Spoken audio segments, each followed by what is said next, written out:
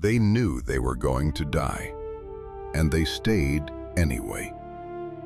May 6, 1527, Rome. An army of more than 20,000 soldiers stormed the city. They weren't there to negotiate. They were there to destroy it. The streets filled with chaos. Homes were looted. People were killed where they stood. Rome was collapsing. Inside the Vatican, one man needed to escape: Pope Clement VII. If he was captured, everything would be over. And standing between him and an entire army were just 189 men, the Swiss Guard. They were trained to protect the Pope, but not like this, not against thousands, not against a full-scale invasion. The soldiers reached St. Peter's Square. Gunfire echoed through the city, and the Swiss Guard formed a line. Bright uniforms, halberds raised, facing an army they could not stop. But they didn't need to win.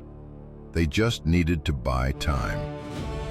While the battle began, the Pope was rushed through a hidden passage, a narrow corridor connecting the Vatican to a fortress, Castel Sant'Angelo. Behind him, the fighting didn't stop. The Swiss Guard held their ground, step by step, falling one by one. They knew what this meant. They weren't fighting to survive. They were fighting so someone else could.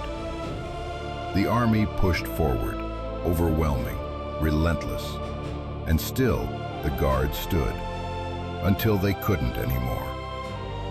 By the end of it, 147 of them were dead, cut down where they stood. But the Pope made it. He reached the fortress. He survived. And because 189 men chose not to run, history changed. They didn't win the battle. They didn't save the city.